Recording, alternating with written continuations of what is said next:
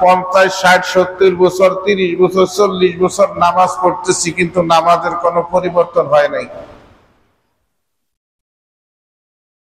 খালি এই জায়গায় না, মাঝে মাঝে যখন বিভিন্ন কাজের সুবাদে বিভিন্ন জায়গায় যখন যাই, বিভিন্ন মসজিদে যখন গিয়ে দেখি নামাজ পড়ি, তখনই একই হালত, মানে আমরা যারা মুসল্লি আছি আমাদের মুসল্লিদের অবস্থা।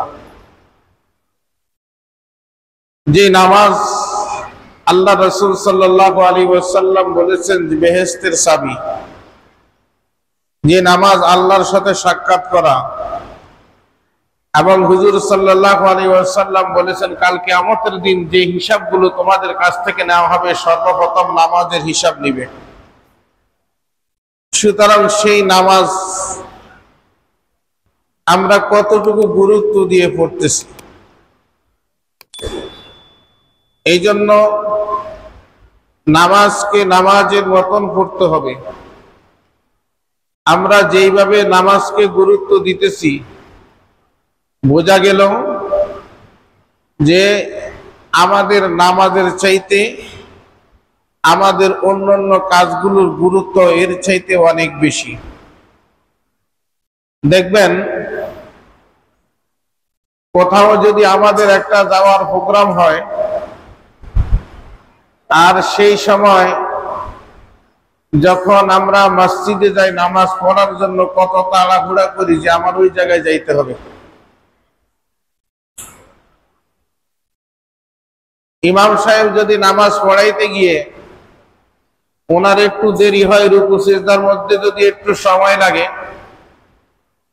তাহলে আমরা যারা পিছনে মুসল্লিরা থাকি বিভিন্ন মন্তব্য করতে থাকি, এবং বিভিন্ন দোকান ফাটো বলি যে হুজুর নামাজ পড়াইতে অনেক সময় নেই।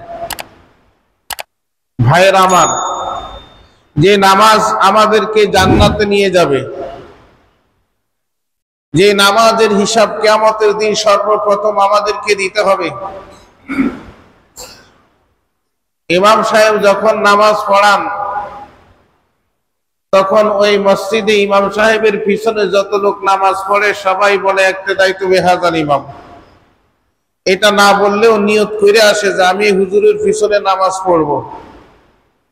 ইমাম সাহেবও নিয়ত করে আসে যে আমি নামাজ পড়াবো, এটাই নিয়ত হয়ে যায়।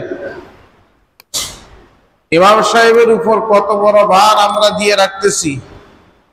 অর্থাৎ যারা ফরজ নামাজগুলো আমরা ইমাম সাহেবের পিছনে আদায় করি, এই ফরজ নামাজের হিসাব যদি আমরা নামাজের মধ্যে নামাজের হক আদায় করে থাকি, তাহলে কিছু কিছু জিনিস আছে এইগুলার জন্য আল্লাহ ধরবেন না, এইগুলো সব ধরবেন ইমাম সাহেবরে। যেমন ইমাম সাহেব নামাজটা শুদ্ধ হওয়ার জন্য, সহি হওয়ার জন্য সবচাইতে গুরুত্বপূর্ণ জিনিস হলো কোরআন শরীফ সহি করে তেলাওয়াত করে পড়া। কোরআন শরীফ যদি শুদ্ধ না হয় তাহলে নামাজ হবে না। আপনি ইমামের পিছনে নামাজ পড়তেছেন, ফরজ নামাজ যখন আপনি নিয়মিত ইমামের পিছনে আদায় করবেন, আল্লাহর কাছ থেকে বাঁচতে পারবেন যে শুদ্ধ হোক আর অশুদ্ধ হোক ফরজ নামাজ ইমামের পিছনে তো পড়ছি, যা হিসাব দিব ইমাম সাহেব দিব। এই জন্য ইমাম সাহেবও চিন্তা করে মুসল্লির হিসাব যেহেতু আমাকে দিতে হবে, সুতরাং আমার নামাজটাও সেরকম হইতে হবে। আর যদি ইমামের নামাজ সেই রকম না হয়, তাইলে ইমাম সাহেব মহা বিপদের মধ্যে পড়বে কাল কিয়ামতের দিন, মুসল্লির চাইতে বেশি বিপদ। ভাইয়েরা আমার, আমি এটা এই জন্য বললাম যে এখনো পর্যন্ত 50, 60, 70 বছর পর্যন্ত নামাজ পড়তেছি আমরা, আমাদের নামাজের মধ্যে তেমন কোনো পরিবর্তন আসে নাই।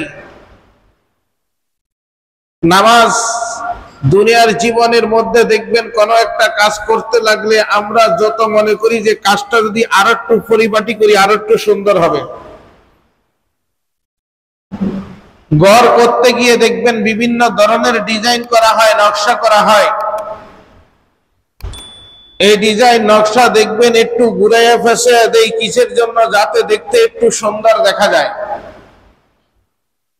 নামাজটা ওইরকম একটা মডেল হতে হবে যে নামাজটা দেখতে, আমি যে একজন লোক দেখতেছি নামাজ পড়তেছে, দেখলেই বুঝবেন যে না লোকটার নামাজটা খুব সুন্দর হইতেছে। আবার কিছু কিছু জিনিস লক্ষ্য করে দেখবেন যে না, লোকটার নামাজ সুন্দর হয় না।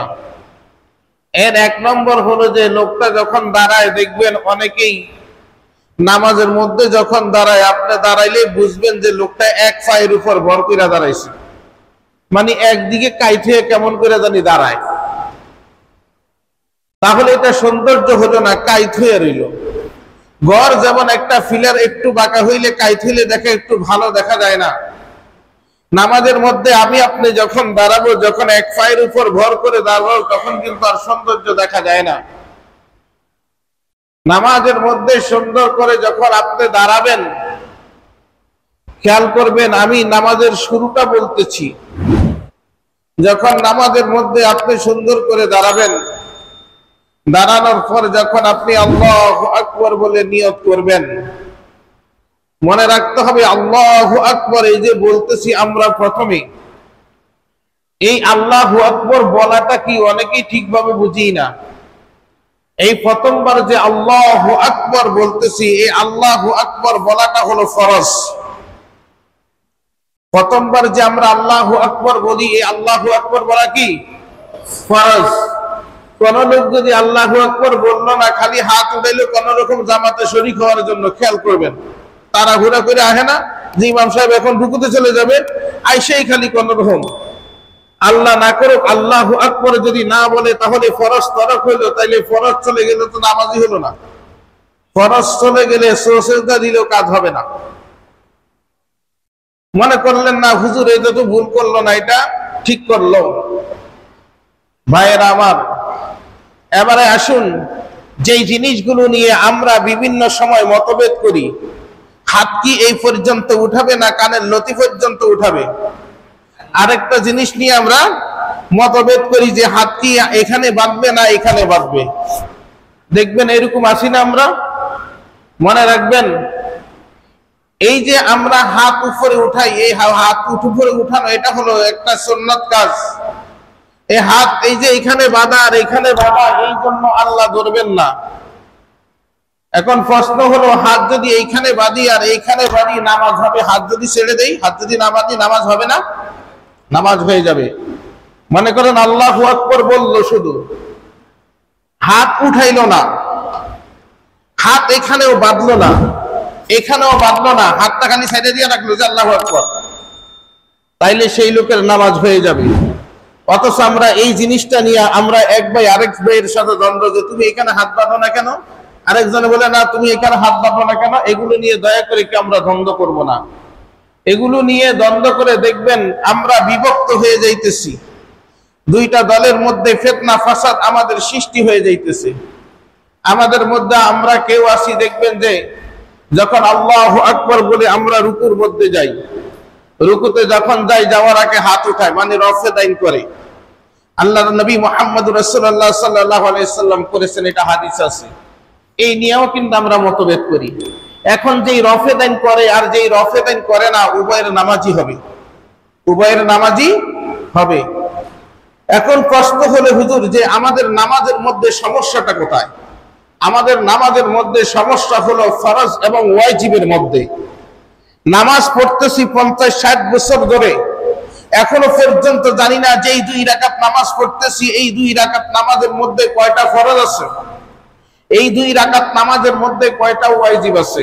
এত কষ্ট করে নামাজ পড়তেছি, যেই নামাজ আমাদেরকে জান্নাতের মধ্যে নিয়ে যাবে, সেই নামাজ সম্পর্কে উদাসীন, সেই সম্পর্কে আজও পর্যন্ত আমরা ঠিকভাবে জানি না। এখনো পর্যন্ত দেখবেন একটা মসজিদের মুসল্লিদেরকে যদি জিজ্ঞাসা করা হয় নামাজের বাহিরে এবং ভিতরে কতটি ফরজ রয়েছে, নামাজের মধ্যে ওয়াজিব কতটি রয়েছে, দেখবেন যে প্রায় অর্ধেক লোকই এটা মুখস্থ করতে পারবে না। ভাইরা আমার, যেই লোক নামাজের ফরজ সম্পর্কে জানে না, এই লোকের যদি নামাজের মধ্যে কোনো জায়গায় ফরজ তরক হয়ে যায়, সে বুঝবে না কখন ফরজ তরক হয়ে গেছে। যেই লোক নামাজের ওয়াজিব সম্পর্কে জানবে না, এই নামাজের মধ্যে যখন দাঁড়ায় কোন সময় 14টি ওয়াজিবের মধ্যে সেই ওয়াজিব তরক হয়ে গেছে। ভাইরা আমার, নামাজের বাহিরে এবং ভিতরে মোট ফরজ হলো 13টি। এরপরে নামাজের বাহিরে 7 ফরজ, নামাজের ভিতরে হলো 6টি ফরজ। এই যে আল্লাহু আকবার বললাম, একটা ফরজ বললাম না, এখান থেকে শুরু হয়েছে, এখান থেকে নামাজ শেষ হওয়া পর্যন্ত, এলা আপনি 2 রাকাত পড়েন, 4 রাকাত পড়েন একসাথে, অথবা 3 রাকাত পড়েন, এই শেষ হওয়া পর্যন্ত আপনাকে 6টি ফরজের অনুসরণ করতে হবে। এখন আপনাকে জানতে হবে কোন কোন সময় এই ফরজগুলো শুরু হয়। এরপরে আপনি 2 রাকাত পড়েন, আর 3 রাকাত পড়েন, আর 4 রাকাত পড়েন। আপনাকে নামাজের ওয়াজিব হলো মোট 14টি। আপনি যদি এই 14টি ওয়াজিব না জানেন, 2 রাকাত অথবা 3 রাকাত অথবা 4 রাকাত নামাজের মধ্যে কোন একটা সময় যদি এই 14টি ওয়াজিবের মধ্যে যে কোনো একটা ওয়াজিব ছুটে যায়, তাহলে শেষ বৈঠকে ডান দিকে সালাম ফিরে আপনাকে আরো অতিরিক্ত 2টা সাহু সিজদা দিতে হবে। যদি কোন লোকের একটা ওয়াজিব ছুটে গেছে, সাহু সিজদা দিল না, নামাজ বাতিল হয়ে গেল। এখন আগে জানা দরকার এই 14টা ওয়াজিবটা কি কি। না জানলে তো বুঝবোই না যে কখন ওয়াজিব তরক হয়েছে। এরপরে আরেকটা জিনিস আমাদের জরুরি জানা দরকার, সেটা হলো নামাজ ভঙ্গের কারণ হলো 19টি। কয়টি? 19টি। এখন আপনারা বলুন আবার, নামাজের ভিতরে ফরজ কয়টা মনে রাখতে হবে আমাদের? 6টি। নামাজের ভিতরে কয়টা ফরজ মনে রাখতে হবে? 6টি। নামাজের ওয়াজিব কয়টি? 14টি। এবং নামাজ ভঙ্গের কারণ কয়টি বললাম? 19টি। এই 19টির যে কোনো একটা কারণ নামাজের মধ্যে সংগঠিত হইতেছে কিনা এটাও কিন্তু আমরা অনেকেই জানি না। ভাইরা আমার, এই জন্য দেখবেন এই সব কিছু না জানার কারণে অনেক সময় দেখা যায় আসলে আমরা এত কষ্ট করে নামাজ পড়তেছি, আজকে 50, 60, 70 বছর ধরে, 30 বছর ধরে, 20 বছর ধরে নামাজ পড়তেছি, আসলে নামাজ কি আমার হইতেছে? এবার আসুন আমি আমাকে প্রশ্ন করে দেখি, আমি এত বছর পর্যন্ত নামাজ পড়েছি, আমি কি এই নামাজের সময় চিন্তা করেছি যে এখন কি ফরজ ছুটে গেল না গেল না? আজকে যে নামাজ পড়েছি আমার ওয়াজিব গুলো ঠিকভাবে আদায় হয়েছে কিনা? আজকে যে নামাজ পড়েছি, নামাজ ভঙ্গের কারণ যে 19টি, এর কোন একটা আমার নামাজের মধ্যে সংগঠিত হয়েছে কিনা? অথচ দেখুন দুনিয়ার সব ধরনের চিন্তা আমার আপনার মাথার ভিতরে আমি ঢুকাই, আমার আপনার মাথার ভিতরে ঢুকাই। যেই জিনিসের মাধ্যমে আমি আপনি জান্নাতের মধ্যে যাব, সেই জিনিস কিন্তু আমি আপনি আজও পর্যন্ত ঠিক করতেছি না। সম্মানিত ভাইয়েরা, আল্লাহর নবী মুহাম্মদ রাসূলুল্লাহ সাল্লাল্লাহু আলাইহি ওয়াসাল্লামের কোরআনের একটা আয়াত যখন আসলো, ইন্নাস সালাতা তানহা আনিল ফাহশাই ওয়াল মুনকার, নিশ্চয়ই নামাজ মানুষকে অশ্লীল এবং খারাপ কাজ থেকে ফিরিয়ে রাখে। দেখবেন আজকে 50 বছর, 60 বছর, 30 বছর, 20 বছর ধরে নামাজ পড়ে কিন্তু এখনো সুদ খায়, আছে না নাই? তাহলে কিসের নামাজ পড়ে?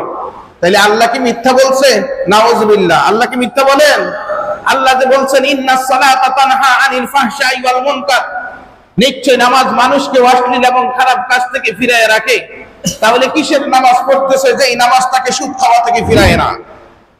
আজকে 20 বছর 40 বছর ধরে নামাজ পড়তেছে, কাবা শরীফে গিয়ে হজ করে আসতেছে, কিন্তু মার সাথে বাবার সাথে লেয়াজু করে ভাইয়ের বোনের সম্পদ মেরে খাইছে, এমন আছে না নাই? তাইলে কিসের নামাজ পড়তেছে, কিসের হজ করছে সে? তাইলে নামাজটাকে কেন ভালো পথে ফিরাইলো না? ভাইয়ের সম্পদটা মেরে খাইলো, বোনের সম্পদটা মেরে খাইলো, মাকে বুঝাইয়া বাবাকে বুঝাইয়া তাদের অবসরে সম্পদ রেখে নিয়ে চলে গেল। কাল কিয়ামতের দিন আল্লাহ রাব্বুল আলামিনের কাছে জবাব দিতে হবে। এরপর ওই নামাজি জান্নাতে যেতে পারবে, এরপর ওই হাজী সাহেব জান্নাতে যেতে পারবে, এর আগে জান্নাতে যাওয়ার কোনো সুযোগ নাই। এটা যদি আমি মসজিদের ইমাম সাহেবও করি, যে আমার মাকে বুঝাইয়া আমার বাবাকে বুঝাইয়া আমি সম্পদ লিখে নিয়ে চলে গেলাম, তাইলে মসজিদের ইমাম সাহেব ওনার তো অন্তত নামাজের মধ্যে তেমন ভুল হওয়ার কথা না। তাইলে উনি কেন, মানে আমি কেন এটা করলাম? নিশ্চয়ই আমার নামাজের মধ্যে কোনো গড়বড় রয়েছে, নামাজ হইতেছে না। নামাজ যদি হইতো তাহলে অবশ্যই আমাকে এখান থেকে ফেরত আনতো। ভাইয়েরা আমার, আমি ইমাম সাহেব বিদায় আমার ভুল হবে না, এই গ্যারান্টি কি আছে?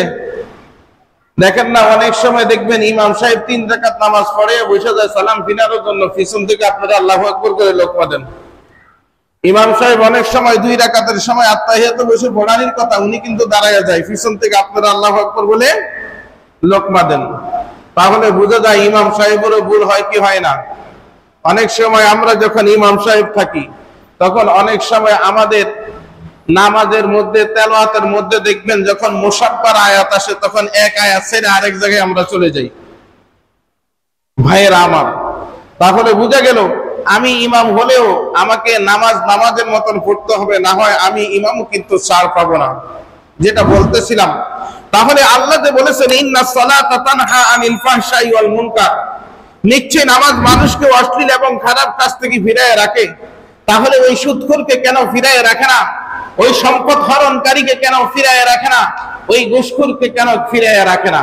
বোঝা গেল সেই যে নামাজ পড়ে আসলে সেই নামাজ পড়ে ঠিকই, কিন্তু তার নামাজ হয় না, কারণ তার নামাজের মধ্যে ত্রুটি রয়েছে। এই জন্য ভাইয়েরা আসুন, আমরা যারা বিশেষ করে 5 ওয়াক্ত নামাজ পড়ি, আমরা আমাদের নামাজকে এমন সুন্দর করি। 1 নম্বর হলো যে আপনাদের আমাকে সহ সবাইকে একটা জিনিস সবচাইতে প্রথমে প্রাধান্য দিতে হবে, সেটা হলো আল কোরআনকে সহি শুদ্ধ করে শেখা। কারণ কোরআন যদি শুদ্ধ না হয়, এই যে আমি একটু আগে বললাম আপনাদেরকে নামাজ ভঙ্গের কারণ কয়টা বলছি, বলেন নাই সবাই? কয়টা বলছি? 19টি। এই 19টি কারণের মধ্যে 1 নম্বর কারণ হলো তেলাওয়াত অশুদ্ধ করে পড়া। নামাজ ভঙ্গের 19টা কারণের 1 নম্বর কারণ কি?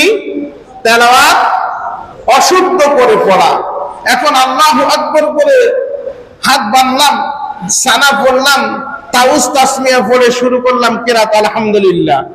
এখন আলহামদুলিল্লাহ যদি ভুল হয়ে যায়, অশুদ্ধ হয়ে যায়, তাহলে আর নামাজ থাকবে? কিন্তু আমরা তো বুঝতেছি না। আমার যে আলহামদুলিল্লাহ সূরাটা হইতেছে কি হয় নাই, আমি কি আজও পর্যন্ত কারো কাছে গিয়ে একটু জিজ্ঞাসা করছি যে হাফেজ সাহেব অথবা ইমাম সাহেব, মুয়াজ্জিন সাহেব, শুনেন তো আমি যে সূরা ফাতিহা পড়ি আসলে আমার সূরা ফাতিহাটা হয় কিনা? যদি জিজ্ঞাসা না করে থাকি, আবার যদি এমন করি যে আমি এত বছর ধরে নামাজ পড়তেছি, আর এখন যদি যাই জিজ্ঞেস করি, তাইলে হুজুর আমাকে বলবেটা কি? মানুষ শুনলে বলবেটা কি? না ভাই, মানুষ শুনবে, বলবে, এই জন্য লজ্জার ভয়ে থাকা যাবে না। কারণ এই নামাজ আমাকে জান্নাতের দরজা খুলতে হবে। এই নামাজ দিয়ে আমাকে জান্নাতের দরজা খুলতে হবে। আমি যদি শরমে এখন হুজুরকে না শোনাই, মুয়াজ্জিনকে না শোনাই, ইমামকে না শোনাই, খতিবকে না শোনাই, অথবা কোন অন্য আলেমদের কাছে না যাই, কোন হাফেজ সাহেবের কাছে না যাই শরমে, কাল কিয়ামতের দিন যাব, জান্নাতের দরজার সামনে যাব, যাই দেখবো যে তালা বন্ধ। আল্লাহ বলবে তাহলে চাবি নিয়ে এসো। বলে আবার চাবিটা কি? বলে চাবি হলো 5 ওয়াক্ত নামাজ। আল্লাহকে বলবো আল্লাহ 5 ওয়াক্ত নামাজ তো ঠিকই পড়ছি। বলে 5 ওয়াক্ত নামাজ ঠিকই পড়ছো ঠিকই, কিন্তু তোমার নামাজের মধ্যে যে ত্রুটিগুলো রয়ে গেছে সেগুলো তুমি লক্ষ্য করো নাই। ভাইয়েরা আমার, এবার আসুন কোরআন তেলাওয়াত আমরা যারা শুদ্ধ করলাম, এখন মনে করেন কোরআন তেলাওয়াত শুদ্ধ রয়েছে এবং এখন এটাকে আমরা সৌন্দর্য করব। খেয়াল করবেন, আপনি যখন বাড়ির মধ্যে বিল্ডিং তৈরি করেন, ইটা দিলেন 1 নম্বর, রড দিলেন 1 নম্বর, সিমেন্ট দিলেন 1 নম্বর, সব কিছু 1 নম্বর দিলেন, কোন 2 নম্বর জিনিস আপনি লাগান নাই। কিন্তু আপনি যে মিস্ত্রি লাগাইছেন, মিস্ত্রি দক্ষ না। মিস্ত্রি কি না? দক্ষ না। মনে করেন এখন যদি দক্ষ না হয়, এই বিল্ডিং এর অবস্থা কি হবে? খেয়াল করবেন, আপনি কোন মাল মেডিসিন কিন্তু কম কিনেন নাই, সব 1 নম্বর কিনছেন। এখন মিস্ত্রি যেই জায়গায় খোয়া দেওয়ার কথা 5টা দিছে, মনে করেন 6টা, যে জায়গায় বালু দেওয়ার কথা 3টা সেখানে দিছে 4টা, যে জায়গায় সিমেন্ট দেওয়ার কথা 5টা সেখানে দিছে 3টা। বলেন তো এই বিল্ডিং এর অবস্থা ভালো হবে না খারাপ হবে? হ্যাঁ, কারণ সে দক্ষ না। আপনার জিনিস সব ঠিক আছে। এখন দেখেন, আপনি সবকিছু ঠিক করে যখন নামাজের মধ্যে দাঁড়িয়ে গেছেন, খেয়াল করবেন আমার কথা। এখন আপনি রুকুতে গেলেন, রুকুতে গিয়া কোন রকম দেখবেন কিছু লোক আছে কোন রকম হয়তো সুবহান রাব্বিয়াল আযীম একবার পড়ে, আর অনেকে তো আমরা এই তাসবিহটাও পড়ি না ঠিক করে। খেয়াল করবেন, সুবহান রাব্বিয়াল, কি বলছি? সুবহান রাব্বিয়াল আযীম। কিন্তু বলেন তো আমরা বেশিরভাগ কই সুবহান রাব্বিয়াল আযীম। জিজ্ঞাসা করে দেখবেন, বলে বলো তো তুমি রুকুতে যায় কি করো? হ্যাঁ বলবো যে আমি বলি সুবহান রাব্বিয়াল আযীম। আসলে কি সুবহান রাব্বিয়াল আযীম? সুবহানা সুবহানা রাব্বিয়াল আযীম। ভাইরা আমার, আল্লাহ রাব্বুল আলামিন একটা জিকির দিয়েছেন, ওই দিন পড়তে গিয়ে দেখলাম যে আল্লাহ রাব্বুল আলামিন চান বান্দা তার একত্ববাদের জিকির করবে, এটা যাতে বান্দার ভুল না হয়। সেটা হলো লা ইলাহা ইল্লাল্লাহ। বলেন তো কি বললাম? লা ইলাহা ইল্লাল্লাহ। দেখেন, আরবি হরফগুলো যদি সঠিকভাবে উচ্চারণ না হয় তাহলে অর্থের পরিবর্তন হয়। আল্লাহ পাক এমন ভাবে তার এই জিকিরকে সেট করেছেন যে কঠিন কোন হরফ এখানে দেন নাই। যে মূর্খ কোন হরফ উচ্চারণ করতে পারে না সে যদি বলে লা ইলাহা ইল্লাল্লাহ, এটা হয়ে যাবে। সুবহানাল্লাহ বলি। কারণ এখানে লা ইলাহা ইল্লাল্লাহ, অথচ আপনি এই যে সুবহানা রাব্বিয়াল আযীম, এই জায়গায় তিনটা কঠিন জায়গা যেটা আমরা অনেকেই বুঝি না। এক, সুবহা, এটা হচ্ছে হা। দুই নম্বর মাকরা যেটা হলো হরফের শুরু হইতে হামজা হা, এই হা যদি উচ্চারণ না হয় আপনার তাসবিহ হবে না। রব্বিয়াল, এখানে ইয়া লাম জবর ইয়াল, অথচ আমরা বলি রব্বিয়াল। রব্বিয়াল বলি, হামজা লাম জবর আল হয়ে যায়। এখানে কিন্তু ইয়া লাম জবর ইয়াল, রব্বিয়াল। এরপরে আযীম, এখানেও আইন, এটাও দুই নম্বর মাখরাজ হলকের মধ্যখান থেকে আইন হা, এই হা হলকের মাঝখান থেকে উচ্চারিত হবে। যদি সঠিকভাবে উচ্চারণ না হয় আপনার তাসবিহ হবে না। বলেন, নামাজে সব সহি শুদ্ধ করে সুন্দর করে দাঁড়াইলাম, রুকুটাও খুব সুন্দর করে গেলাম, কিন্তু তাসবিহটা পড়লাম হইল ভুল, তাসবিহটা আমার সুন্দর হলো না। খেয়াল করবেন, নামাজ আমাদের সুন্দর করার জন্য তাসবিহ যেমন সুন্দর করতে হবে, এইখানে কম করে হলো 3 বার এই তাসবিহটা পড়বেন। সামি আল্লাহু লিমান হামিদা বলে যখন আমি আপনি দাঁড়াই, তখন যখন একা একা পড়েন তখন সামি আল্লাহু লিমান হামিদা বলবেন, এটার সাথে বলবেন রব্বানা লাকাল হামদ। এই যে যখন আপনারা ইমামের পিছনে নামাজ পড়েন, ইমাম সাহেব বলে সামি আল্লাহু লিমান হামিদা, আপনারা কি বলেন? রব্বানা লাকাল হামদ। ইমাম সাহেবও কিন্তু এই সামি আল্লাহু লিমান হামিদা বলার পর উনিও রব্বানা লাকাল হামদ বলে। এরপরে আরেকটা তাসবিহ আছে, হামদান কাসীরান তাইয়িবান মুবারাকান ফি। ইমাম সাহেব তার যখন নামাজ পড়েন তখন উনি বলেন না এতটুকু, এতটুকু যদি বলতে যান আপনারা পিছনটা বলবেন হুজুর মনে হয় সিজদায় যাইতে ভুলে গেছে, নাহলে হুজুর এতক্ষণ দাঁড়িয়ে রয়েছে। কারণ এটা কইতে তো সময় লাগবে না। আল্লাহর নবী মুহাম্মদ রাসূলুল্লাহ সাল্লাল্লাহু আলাইহি ওয়াসাল্লাম নামাজ পড়াইতেছেন, হুজুর সাল্লাল্লাহু আলাইহি ওয়াসাল্লাম বললেন সামি আল্লাহু লিমান হামিদা হামদান কাসীরান তাইয়িবান মুবারাকান ফি। আপনারা এই যে তাসবিহটা বললাম, সহি করে না জানলে বলবেন না কেউ। খেয়াল করবেন আমি কিভাবে পড়তেছি, হামদান কাসীরান তাইয়িবান মুবারাকান ফি। এখানে কয়েকবার ইকফা আছে, যারা তাসবিহ বুঝেন তারা বুঝবেন। কয়েকবার ইকফা আছে, গুন্না আছে, সুতরাং সঠিকভাবে না হইলে কাজ হবে না। আল্লাহ রাসূল সাল্লাল্লাহু আলাইহি ওয়াসাল্লাম নামাজের সালাম ফিরে পিছনে দেখায় বললেন, এই রব্বানা লাকাল হামদ হামদান কাসীরান কে বলছো? দাঁড়াও। বলেন তো, হুজুর যখন এই কথা বলতেছে তখন সাহাবীদের আত্মার মধ্যে পানি নেই। সর্বনাশ, যাই বলছে তার আত্মার মধ্যে তারও পানি নেই। কি ভুল করে ফেলাইলাম আমি? আল্লাহ রাসূল বললেন ভয় নাই, বলো। তো এই সাহাবা আজমাইনরা, আমরা বলে তো চুপ করে বসে থাকতাম, হুজুর তার শুনেই নেই। কিন্তু তারা এমন বিশ্বাস করতো আজকে আমি বলতেছি না, কিন্তু আল্লাহ যদি জানায়া দেয় নবীরে আপনার ওই সাহাবী কইছে, সাহাবী দাঁড়াই, হুজুর আমি বলছি। কই শোনো, আমি যখন সামি আল্লাহু লিমান হামিদা বললাম, আর হে যখন রব্বানা লাকাল হামদ বলার পর হামদান কাসীরান তাইয়িবান মুবারাকান ফি কথা বলতেছিল, ফেরেশতারা প্রতিযোগিতা লাগছে কে কার আগে সওয়াব লিখবে। সুবহানাল্লাহ। তাহলে দেখেন কত সওয়াব যদি বলতে পারি, যদি বলতে পারি। এখন বলে হুজুর অনেক ইমাম সাহেবের পিছনে যখন নামাজ পড়ি তখন তো এটা বলার সুযোগ নাই, বললেন না, অসুবিধা নেই। কিন্তু যখন একলা একলা নামাজ পড়বেন, সুন্নাত নফল পড়বেন, তখন কিন্তু এটা বলার সুযোগ আছে না নাই? তখন দেখবেন যে আপনাকে এটা যদি বলেন কেউ না করবে না, না বললেও কেউ না করবে না, ধরে রাখবে না। ভাইয়েরা আমার, তাহলে দেখুন আমাদের নামাজের ত্রুটিগুলো কোথায়। আমাদের নামাজের ত্রুটিগুলো কোথায়? সামি আল্লাহু লিমান হামিদা রব্বানা লাকাল হামদ, এই সামি আল্লাহু লিমান হামিদা অনেক তো কইতে পারি না। দেখবেন, জিজ্ঞেস করেন যে তুমি যে রুকুর থেকে উঠো কি বলবো? সামি আল্লাহু লিমান হামিদা, সামি আল্লাহু লিমান হামিদা। খেয়াল করবেন ভালো করে যে এটা বলে কিনা, সামি আল্লাহু লিমান হামিদা। সামি আল্লাহু, এরপর আছে লিমান হামিদা। এই লিমান হামিদার জায়গায় এটা হা, এই হা উচ্চারণ না হলে অর্থের পরিবর্তন হয়ে যায়। এরপরে আপনারা যারা ইমামের পিছনে বলেন রব্বানা লাকাল হামদ, দেখবেন এই রব্বানা লাকাল হামদ, এইটা রব্বানা ঠিক আছে, লাকালও ঠিক আছে, হামদ আমাদের অনেকের উচ্চারণ হয় না। কারণ যে হামদ এটা হা, এটা হা না যে রব্বানা লাকাল হামদ বললাম হয়ে গেল না, রব্বানা লাকাল হামদ না, রব্বানা লাকাল হামদ। এই হা যদি উচ্চারণ না হয় তাহলে রব্বানা লাকাল হামদ আমাদের ঠিক হবে না।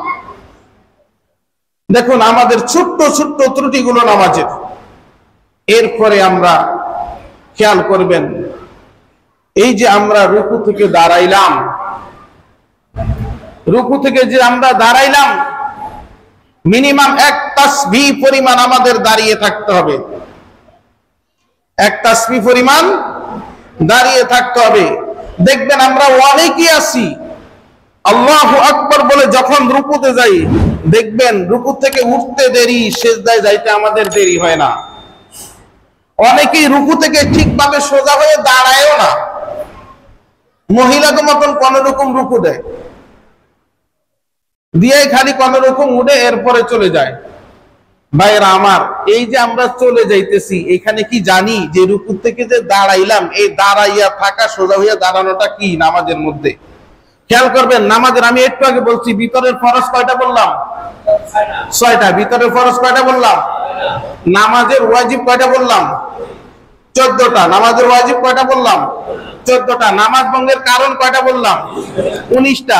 এখন যে রব্বানা লাকাল হামদ কইয়া দাঁড়াইলেন, ইমাম সামি আল্লাহু লিমান হামিদা কইয়া দাঁড়াইলো, আপনিও যে একা যখন নামাজ পড়েন তখন সামি আল্লাহু লিমান হামিদা বলে দাঁড়াইলেন, এই দাঁড়ানোটা, সোজা হয়ে দাঁড়ানো, এটা হলো ওয়াজিব। এই দাঁড়ানোটা কি? ওই যে 14টা ওয়াজিব বললাম, এই 14টা ওয়াজিবের মধ্যে একটা জিনিস হলো দাঁড়ানো। এখন যেই ব্যক্তি সোজা হয়ে দাঁড়াইলো না, এক তাসবিহ পরিমাণ সুবহান রাব্বিয়াল আ'লা, এই যে এতটুক পরিমাণও যদি না দাঁড়ায়, ওয়াজিব তরক হয়ে গেল। এরপরও বাকি আর যতই নামাজ পড়ুক, সুজদা না দিলে নামাজ হবে না, বাদ হয়ে যাবে এই নামাজ। দেখবেন আমাদের অনেকেই আমরা কিন্তু এই কাজটা করি ভাই। এরপরে আমরা রুকুতে, এরপরে আমরা যাই সিজদায়। ভাইরা আমার, আমরা অধিকাংশ পুরুষ এই মসজিদে কয়েকজন, আমি যাদেরকে দেখছি, দয়া করে আজকে শোনার পর সংশোধন হয়ে যাবেন। আমি যাদেরকে দেখছি, আপনি যখন সিজদার মধ্যে যান, এই জমিন মেয়েদের মতন হাতটা জমিনে থাকে, মানে এইটা পর্যন্ত জমিনে লাগাইয়া রাখেন, এটা জমিনে লাগাইবেন না।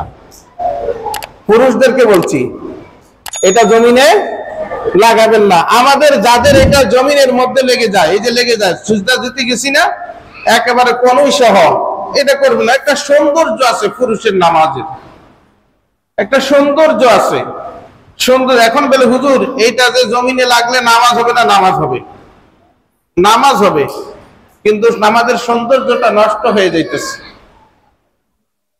এরপরে রুকুতে সিজদার মধ্যে গেলেন। ভাইয়েরা আমার, আমরা খেয়াল করবেন, এই যে একটু আগে যেটা বললাম, রুকু, রুকু করা কি নামাজের মধ্যে ফরজ? রুকু করা কি ফরজ? মনে রাখবেন, রুকু করা কি ফরজ। তাইলে রুকুর তাসবিহ যদি না হয়, তাইলে ফরজের মধ্যে যে ত্রুটিটা থেকে গেল। এখন সেজদায় গেলাম, সেজদা করাও ফরজ, রুকু করাও ফরজ, সেজদা করাও কি ফরজ। এখন সেজদার তাসবিহ সুবহান রাব্বিয়াল আ'লা, সুবহান রাব্বিয়াল আ'লা বলেন আমার সাথে, সুবহান রাব্বিয়াল আ'লা। আলা না, খেয়াল করবেন, আমরা অনেকেই বলি সুবহান রাব্বিয়াল আ'লা, না, সুবহান রাব্বিয়াল আ'লা না, সুবহান রাব্বিয়াল আ'লা। এখানে হামজা আইন জবর আ, লাম খাড়া জবর লা। কিন্তু আমরা বলি কি, আইন জবর আ, লাম খাড়া জবর লা, আলা, সুবহান রাব্বিয়াল আ'লা না, সুবহান রাব্বিয়াল আ'লা না। রুকু যেই জিনিসটা ফরজ, সিজদা যেই জিনিসটা ফরজ, একটা ফরজ আদায় করতেছি, ফরজের মধ্যে যে তাসবিহটা করতে হবে, তাসবিহটা আমাদের ঠিক হইতেছে না। সুবহান রাব্বিয়াল আ'লা বলেন, সুবহান রাব্বিয়াল আ'লা। আপনারা বলবেন হুজুর এটা তো মুক্তবের মধ্যে মুক্তবের পড়া আপনি এখন পড়াইতেছেন। ভাইয়েরা আমার, আমি আমাকে বাঁচানোর জন্য এটি বলতেছি, আমার উপকারের লাগিয়া। কাল কিয়ামতের দিন একজন যদি বলেন হুজুর ইমাম সাহেব এতদিন আমাদের মসজিদে ছিল, কিন্তু রুকুর মধ্যে সিজদার মধ্যে যে তাসবিহ ভুল করি, উনি মিম্বারে বসে কত ধরনের ওয়াজ করছে, খাইছে দাইছে সবকিছু করছে, বেতন টেতন সবকিছু ওনারা আমরা ঠিক দিছি, কিন্তু রুকুতে যে আমরা যায় ভুল করতেছি, সিজদায় যায় ভুল করতেছি, হুজুর কোনোদিনও বলে নাই। যদি এইটা বলেন আর যদি ঠিক হয়ে থাকে, আমি ইমাম সাহেবকেও জাহান্নামে চলে যেতে হবে। আমার এই নামাজ, এই রোজা, হজ যাকাত কোনো কাজে আসবে না। কেন? আমি এইখানে এই স্থান পাওয়ার পর, আল্লাহ পাক সিলেক্ট করার পর আমাকে দায়িত্ব দিয়েছে আপনাদের সামনে এগুলো উপস্থাপন করা, কেন আমি করলাম না? এই জন্য আমি আমাকে বাঁচানোর জন্য বলতেছি। এখন বলবেন যে হুজুর আপনি যে বলতেছেন সবাই তো আসে নাই, যে আসে নাই সেই যদি অভিযোগ করে, না, এটার কোনো সুযোগ থাকবে না। কারণ আজকে জুমার দিন, যে আসে নাই সে জানে কি জানে না? জুমার দিন ইমাম সাহেব আগে ভাগে বয়ান শুরু করে দিবে, এটা সে জানে কি জানে না? সে তার ব্যস্ততার কারণে, তার কর্মের কারণে সে আসে নাই, এটা তার ব্যাপার। কাল কিয়ামতের দিন আল্লাহর কাছে যখন বলবো, আল্লাহ বলবে তাইলে কবে বলে নাই? সে কিন্তু বলবে হুজুর আল্লাহ অমুক দিন বলে নাই। তখন ভিডিও ফুটেজ দেখবো, দেখো অমুক দিন ভিডিও ফুটেজে ইমাম সাহেব ওই যে মসজিদের মিম্বারে বসে কথা বলছে। আমরা যেমন এখন ভিডিও ফুটেজ দেখেন না, বিভিন্ন প্রমাণের জন্য এটাকে ভিডিও করে রাখি, পরে দেখাই যে না মিথ্যা বলছে, না মিথ্যা না, এই যে ভিডিও দেখেন। আল্লাহ আমার আপনার সমস্ত জীবনের 50-60 বছরের সবকিছু রেকর্ড করে রাখতেছে। সুতরাং সেই ব্যক্তি এই কথা বলে পার পাবে না, আর আমিও পার পাবো না আমি যদি এই কথাগুলো আপনাদের সামনে উপস্থাপন না করি। ভাইয়ের আমার, এর আমাদের আরো অনেকগুলো জিনিস আছে যেগুলো আরো কিছু আগামী জুমায় ইনশাআল্লাহ বলবো, কারণ এগুলো আমাদের সংশোধন হওয়া দরকার।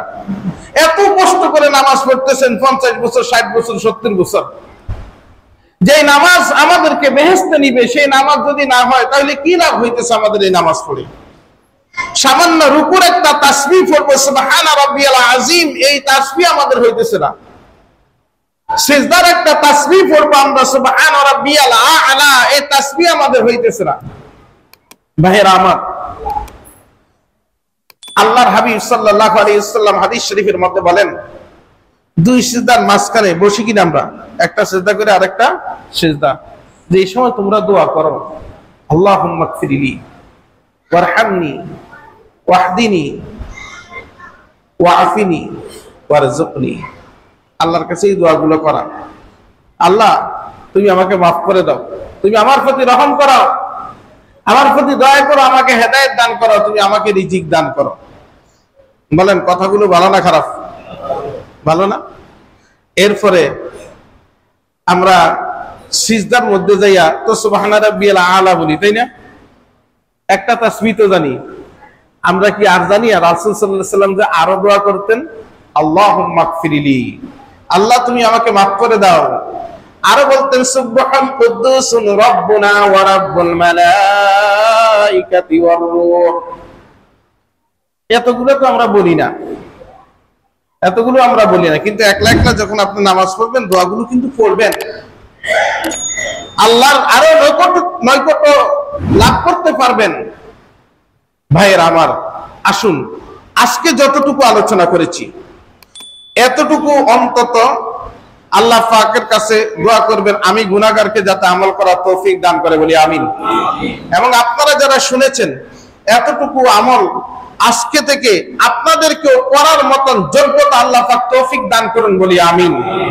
ওয়া মা আলাইনা ইল্লাল বালাগ। আসসালামু আলাইকুম ওয়া রাহমাতুল্লাহি ওয়া বারাকাতুহু।